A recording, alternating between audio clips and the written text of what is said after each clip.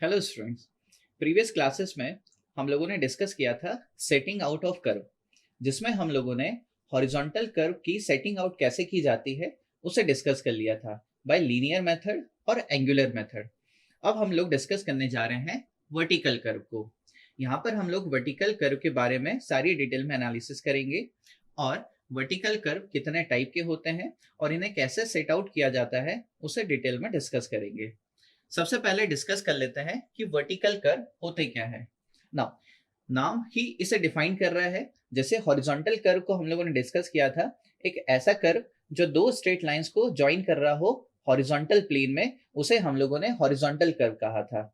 As similar vertical curve को हम लोग डिफाइन कर सकते हैं, एक ऐसा कर्व जो कि दो अलग अलग ग्रेड यानी कि दो अलग अलग स्लोप लाइंस को ज्वाइन कर रहा हो, इसी कर्व को हम लोग वर्टिकल कर्व कहेंगे। ऑब्वियसली वर्टिकल कर्व जो है वो वर्टिकल प्लेन में होगा। जहां हम लोग ग्रेड और स्लोप की बात कर रहे हैं, बाय डिफॉल्ट यहाँ पर हम लोग वर्टिकल प्लेन की बात करने लगते हैं। So I again repeat, vertical curve क्या होंगे?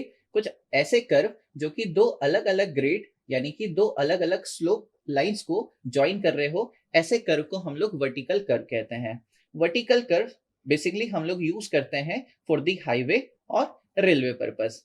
नाउ जनरली जो वर्टिकल कर्व्स होते हैं, it may be circular or parabolic.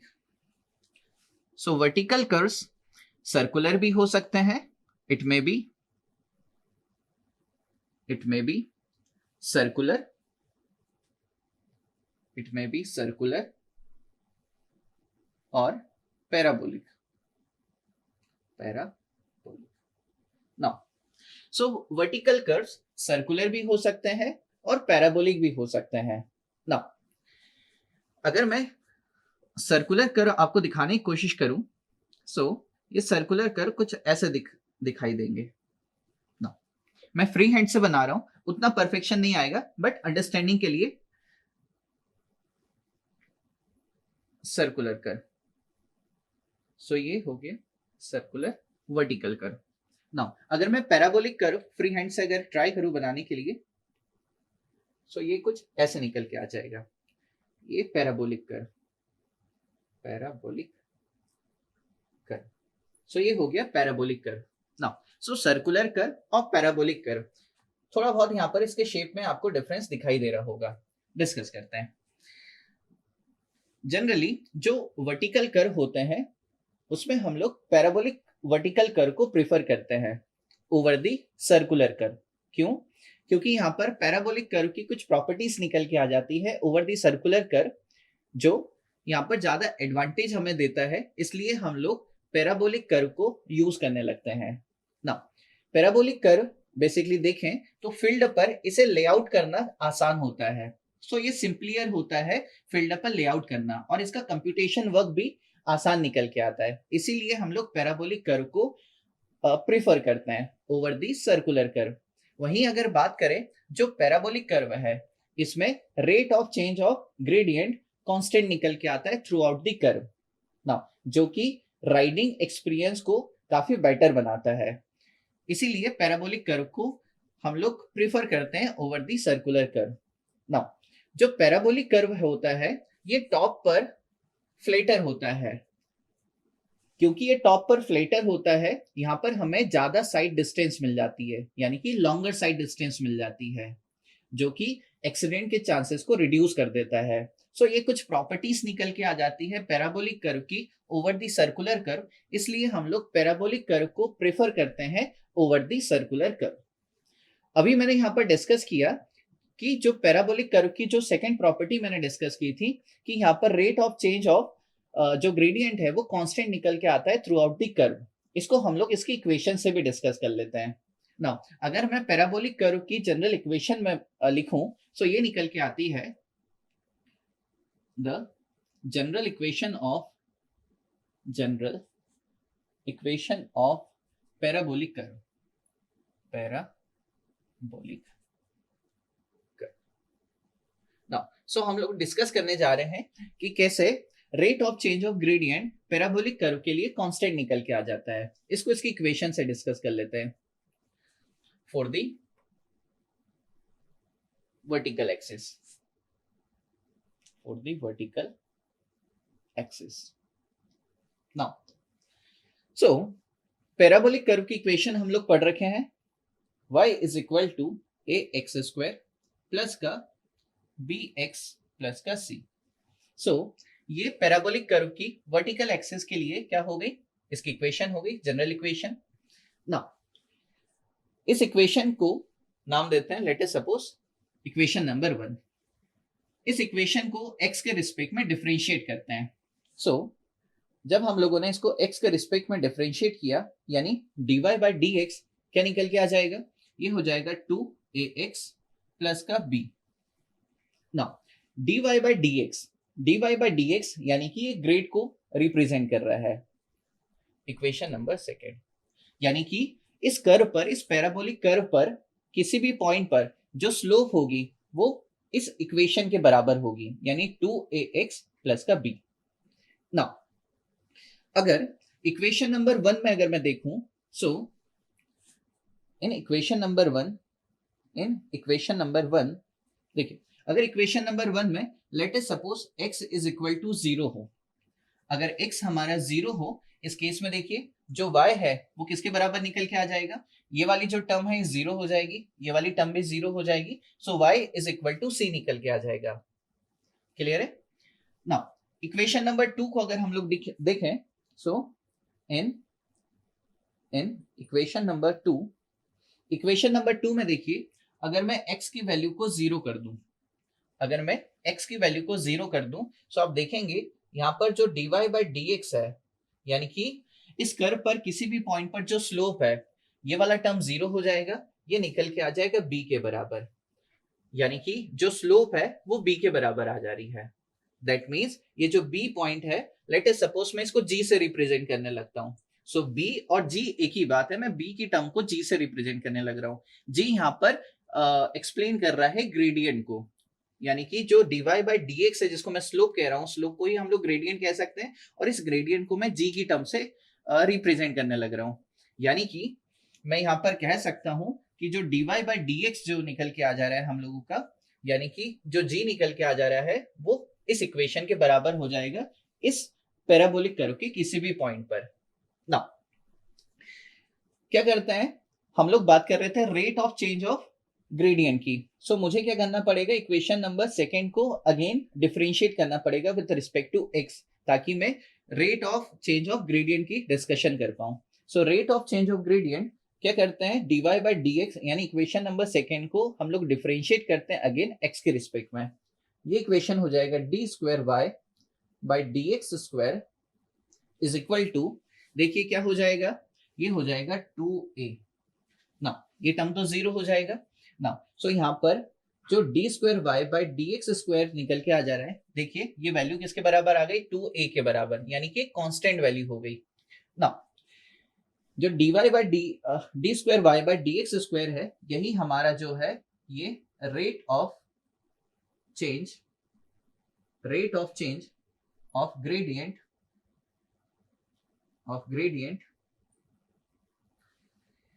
ये हमारा rate of change of gradient है. ठीक है, जो कि कांस्टेंट निकल के आ रहा है, जिसका मीनिंग क्या है, दैट मीन्स ये हमें जो राइडिंग एक्सपीरियंस है उसमें कंफर्ट देगा. So which provide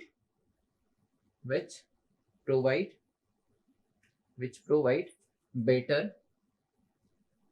riding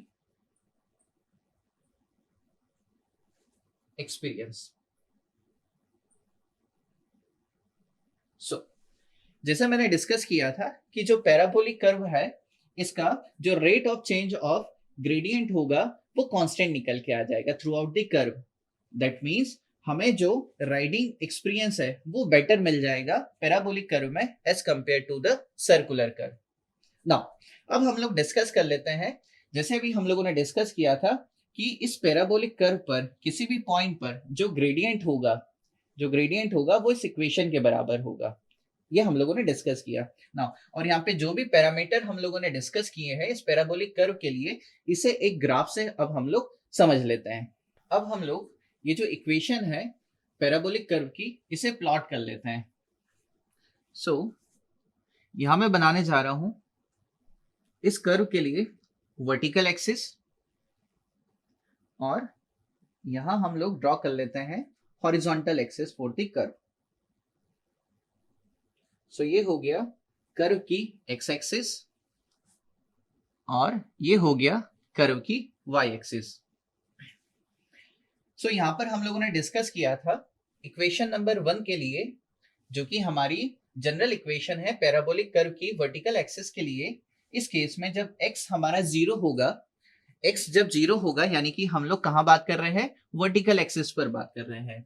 so vertical axis पर जब हमारा x 0 होगा, उस केस में जो y होगा c के बराबर हो जाएगा, यानी कांस्टेंट वैल्यू के बराबर हो जाएगा। जब हमारा x 0 होगा, सो यहाँ पर जो y है ये c के बराबर हो जाएगा, यानी कि एक कांस्टेंट वैल्यू के बराबर। क्लियर है? तो हम लोगों ने इसे प्लॉट कर दिया ना। ये हमारी कर्व की इक्वेशन है। सो मैं यहाँ पर इस कर्व को प्लॉट करता हूं ना। सो यहाँ पर हम लोग इस कर्व को प्लॉट करते हैं। So that is the parabolic curve. Again मैं फ्री हैंड से यहाँ ड्रॉ कर रहा हूं।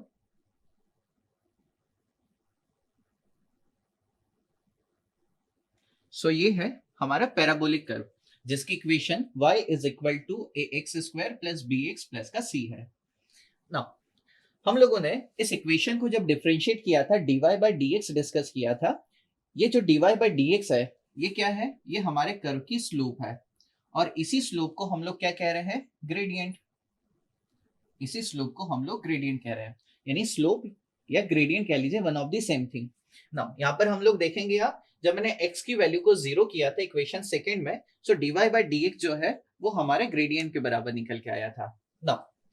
यहाँ पर जो हमारे वर्टिकल कर्व होंगे, चाहे हाईवे के लिए चाहे रेलवे के लिए, यहाँ पर जो ग्रेडियंट है यानी कि जो स्लोप है, इसे हम लोग परसेंटेज ग्रेडियंट की टर्म में रिप्रेजेंट करते हैं, एक्सप्रेस करते हैं ना। ये परसेंटेज ग्रेडियंट क्या होते हैं, इसको हम लोग डिस्कस करते हैं। सो फॉर दी हाईवे और रेलवे जो ग्रेडियंट होगा इस कर्व का, इसे रिप्रेजेंट किया जाएगा परसेंटेज ग्रेडियंट में, यानी कि g परसेंटेज में। क्लियर है ना? इसको मैं और डिस्कस करता हूं आगे। अभी के लिए हम लोगों ने यहाँ पर इस कर्व के लिए स्लोप की इक्वेशन डिस्कस की थी। सो ये स्लोप की इक्वेशन जो है, यानी कि ये क्या हमें रिप्रेजेंट कर रहा है? इस पैराबोलिक कर्व पर किसी भी पॉइंट पर स्लोप यानी ग्रेडियंट को। सो मैं क्या करता हूं, यहाँ पर दो पॉइंट कंसिडर करता हूं, पहला पॉइंट और ये दूसरा पॉइंट। ठीक है, ये पहला पॉइंट और ये दूसरा पॉइंट, इन दोनों पॉइंट से मैं एक स्लोप पास करता हूं। सो मैं यहाँ पर क्या करता हूं, एक ग्रेडियंट पास करता हूं। सो यहां से हम एक ग्रेडियंट पास करते हैं। सो लेट अस सपोज ये जो ग्रेडियंट है ये कुछ ऐसे जा रहा है, और इस पॉइंट से भी कर्व के हम एक ग्रेडियंट पास करते हैं। सो ये हो गया स्लोप फॉर दिस पॉइंट। सो ये इक्वेशन निकल के आई थी, यानी कि ये स्लोप यानी कि ग्रेडियंट निकल के आई थी इस कर्व पर किसी भी पॉइंट के लिए। तो मैंने यहाँ पर दो पॉइंट कंसिडर किए और दोनों पॉइंट पर मैंने इस कर्व की जो ग्रेडियंट है उसको प्लॉट करके आपको दिखाया। इस पॉइंट से जो ग्रेडियंट पास हो रहा है ना, ये आप देखेंगे ये असेंडिंग ग्रेडियंट है। ठीक है ना? सो इसे हम लोग क्या कहेंगे? इसे हम लोग अपग्रेड कहेंगे। ठीक है, सो ये अपग्रेड है हमारा, और ये जो अपग्रेड है इसका जो ग्रेडियंट है, लेट अस सपोज ये g1 परसेंटेज है। ठीक है, हम लोग किसी भी ग्रेडियंट को किसमें रिप्रेजेंट करेंगे? परसेंटेज ग्रेडियंट में। सो यहाँ पर इस पॉइंट से जो ग्रेडियंट पास हो रहा है, इस पॉइंट का यानी कि जो ग्रेडियंट है वो कितना है? वो g1 परसेंटेज है। वहीं पर इस पॉइंट का जो ग्रेडियंट है आप देखेंगे तो ये हमारा फॉलिंग ग्रेडियंट दिखाई दे रहा है ना। इस फॉलिंग ग्रेडियंट को हम लोग डाउन ग्रेडियंट कहेंगे। सो ये डाउन ग्रेड है। ये जो डाउन ग्रेड है ये हो गया g2 परसेंटेज। क्लियर है नाउ? यहाँ पर g1 परसेंटेज और g2 परसेंटेज का मीनिंग क्या है, इसको समझ लेते हैं। नाउ जो g1 परसेंटेज है इसका मतलब है, नाउ परसेंटेज को हम लोग सॉल्व कर सकते हैं। अगर मैं यहाँ पर g1 परसेंटेज अगर मैं लिखता हूं तो इसको मैं क्या लिख सकता हूं? g1 divide by 100। इसका क्या मतलब है? नाउ लेट अस सपोज जो g1 है इसको भी मैं एक यूनिट दे देता हूं मीटर, और 100 जो है इसको भी एक यूनिट दे दिया मीटर का। क्लियर है नाउ? इसका क्या मतलब है? इसका ये मतलब है कि हमारा ये जो ग्रेडियंट है ना, ये जो हमारे ग्रेडियंट है इसमें इस पॉइंट पर जो ग्रेडियंट है वो कितने का है, g1 मीटर का है फॉर दी 100 मीटर डिस्टेंस। यानी 100 मीटर डिस्टेंस में ये जो आपको स्लोप दिखाई दे रही है, इसमें जो ग्रेडियंट है वो g1 का है। एज सिमिलर अगर मैंने जो g2 यानी कि जिसे मैं डाउन ग्रेड कह रहा हूं, उसका क्या मीनिंग है, इसका मीनिंग है कि इस स्लोप में, है ना, इस स्लोप में यानी कि इस पॉइंट पर जो ग्रेडियंट है वो कितना है, ये g2 का है, ये g2 मीटर का है for the 100 metre of the length. यानी कि 100 मीटर की लेंथ में इसका जो ग्रेडियंट निकल के आ जा रहा है वो कितना निकल के आ जा रहा है, वो निकल के आ जा रहा है g2 मीटर। क्लियर है ना। इसी चीज को मैं अलग से आपको शो कर देता हूं। अब हम लोग डिस्कस कर लेते हैं इन दोनों अलग अलग ग्रेड लाइंस को। सो इसे मैं फिर से प्लॉट करता हूं। सो लेट इज सपोज एक ये हमारी लाइन है, एक ये हमारी लाइन है जिसका जो ग्रेडियंट है वो g1 परसेंटेज है, g1 परसेंटेज है ना। एक दूसरी लाइन हम लोगों ने यहाँ पर डिस्कस की थी और इसका जो ग्रेडियंट है लेट अस सपोज ये g2 परसेंटेज है, यानी परसेंटेज ग्रेडियंट। सो जैसे हम लोगों ने डिस्कस किया कि ग्रेडियंट को हम लोग यहाँ पर परसेंटेज ग्रेडियंट की टर्म में एक्सप्लेन करते हैं। इसका क्या मतलब है, इसका मतलब है कि ये जो ग्रेडियंट है, ये जो ग्रेडियंट है इसके हर एक 100 मीटर की डिस्टेंस पे, सो 100 मीटर की डिस्टेंस पर मैं इसको यहाँ पर बनाने की कोशिश करता हूँ। ये देखिए इसकी हर एक 100 मीटर की डिस्टेंस पर जो ग्रेडियंट होगा, जो ग्रेडियंट होगा ये g1 का होगा। क्लियर है। एज सिमिलर ये जो दूसरी ग्रेड लाइन दिखाई दे रही है, सो अगेन इस ग्रेडियंट को मैंने परसेंटेज ग्रेडियंट की टर्म में एक्सप्लेन कर रखा है। अगेन इस ग्रेडियंट के लिए, इस फ्लेटर ग्रेडियंट के लिए जो परसेंटेज ग्रेडियंट है, इसका मीनिंग निकल के आएगा कि हर एक 100 मीटर, हर एक 100 मीटर की डिस्टेंस के लिए, हर एक 100 मीटर के डिस्टेंस के लिए यहाँ पर जो ग्रिड निकल के आएगा ये g2 निकल के आ जाएगा, g2 इन मीटर्स, यहाँ पर g1 इन मीटर्स ना। यहाँ पर यूनिट, यहाँ पर जो मैंने यूनिट कंसीडर कर रखी है वो यूनिट मैंने आपको एक्सप्लेन करने के लिए ले रखी है। अगर यहाँ पर आप 100 मीटर की जगह कुछ और यूनिट लेंगे तो यहाँ पर जो g1 जो ग्रिड निकल के आ जाएगा इन दो पॉइंट के बीच का, वो निकल के आ जाएगा आपका किसमें, उसी करेस्पॉन्डिंग यूनिट में। क्लियर है। सो जनरली यहाँ पर जो यूनिट हम लोग कंसीडर करते हैं फॉर द हाईवे और रेलवे प्रैक्टिस वो मीटर्स में निकल के आती है। सो मैंने एक्सप्लेनेशन भी यहाँ पर मीटर में दे दिया।